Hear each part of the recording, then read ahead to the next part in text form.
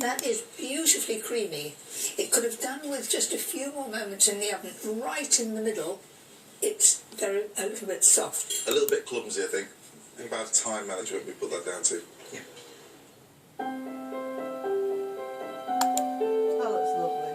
I love to see the caramel work and the hazelnuts with their lovely little tails going up. Look at that. Texture looks great. Oh, it's lovely, isn't it? The flavour is lovely. The rosemary's coming through, the honey's coming through. Love the rosemary, it's so delicate. Right, next layer. Hazelnuts hit me straight away and I love it. You've got the texture right there. It's a very nice flavour, very nice consistency. The last one. Oh, that's fantastic. I mean, really good. Mango's such a mellow flavour, but that in there is beautiful. Consistency. Absolutely spot on. The texture's great, and then you've got that beautiful sugar work on the outside. That to me looks too much. Makes me feel slightly sick looking at it. I think overall the piping is a little bit of a mess. I know. It's beautifully creamy. It's a lovely texture. Delicious. But let's check out the next layer. I think the texture's okay, but for me it's over sweet. We'll try the last one. I'll leave that where it is. It's an absolutely beautiful texture. It cuts like a knife, it holds its shape. It's beautiful. Lovely flavour. You must have rushed to get all these three together. You almost ruined it by putting the bits on the outside.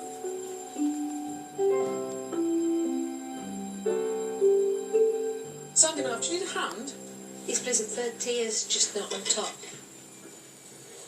Thank you. Well done, Sandy, my love. Thanks. Well done. There we go. Well done, my love. Safe passage, Sandra. You didn't manage to get this one on top.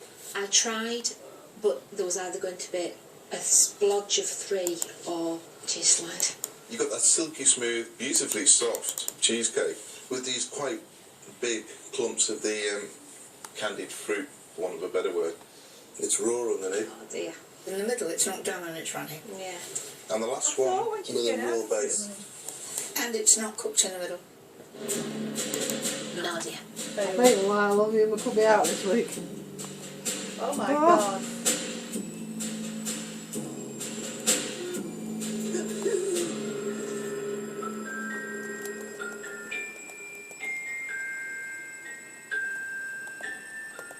That looks amazing.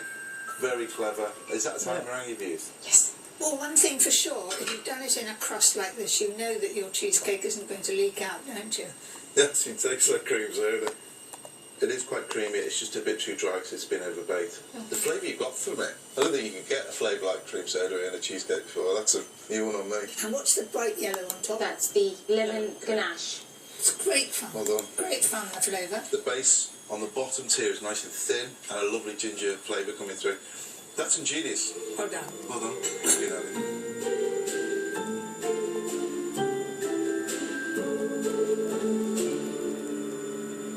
I would be proud if I'd made that one. Perfect texture throughout and just the right amount of colour on the outside.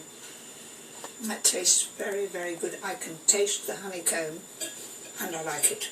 Let's try the next one. The coconut going through there is delicious. You know, the consistency with the first and the second is spot on. I just hope we get it in the third one.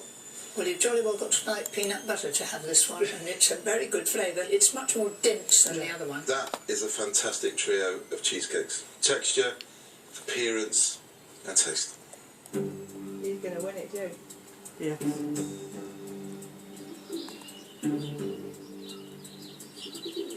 It's been an amazing showstopper day, hasn't it? We've seen real ingenuity, both in flavours and also style, would you say? Some people have saved themselves and some people have put themselves into a bit of trouble. Let's talk about School SWAT, Ian, who has been star baker for the last 2 weeks. His flavour combinations are pretty extraordinary. They were extraordinary, but blow me if they didn't work. And of course, when you actually looked at his, he had 3 separate cheesecakes.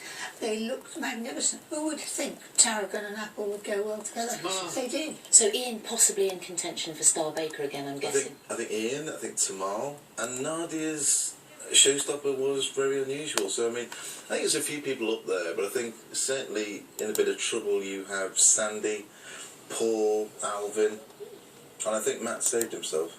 Well, news in, the cows of the UK are now empty. The entire dairy production of the UK has just gone into Paul and Mary's stomach. But the good news is you've got 4 slices each, so you can take those away. There you go. In fact, should they have them now? I think they should tuck in now. Here you go, Paul. Come on, get a spoon. Stop being silly. Come on.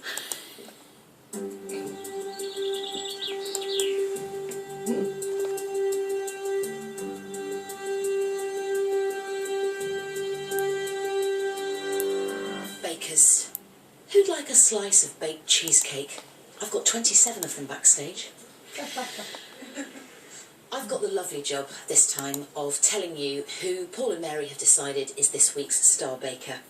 Now, I like to think of this person tinkering away, experimenting in a sort of professor-type way, possibly in their pantry, creating all sorts of awesome flavour combinations. This person is the Bake Off's very own Ian Genuity himself. Ian, for the 3rd time running, you are star baker. Well done. So you've blended. I would have loved to try some. So Mel and I alternate this job, and this week, sadly, I have to deliver the bad news. And with real sadness, the person who is leaving us this week is Sandy. I'm sorry to see you go, Sandy. That's okay. Come on, let's cover. Bring it in. She let herself down with I it. do feel proud of what I've achieved, and I'm going to keep baking, yeah. Yes. Might even improve. I might even get better. Sandy is a great baker. You don't get in this tent by being a poor baker at all. I think Sandy really stretched herself this week, and it just didn't quite work. And I know she'd be kicking herself. There you have it, the train of Ian ploughs on. 3 star bakers on the bounce. It's going to be fascinating to see what happens with the other guys now, how they consider Ian in the future. Is he the threat? Really irritating. 3 weeks in a row? What? I mean, he is a teacher's pet, really, so... He's totally a teacher's pet. He's inventive, he's fantastic on his flavours, and he certainly has panache.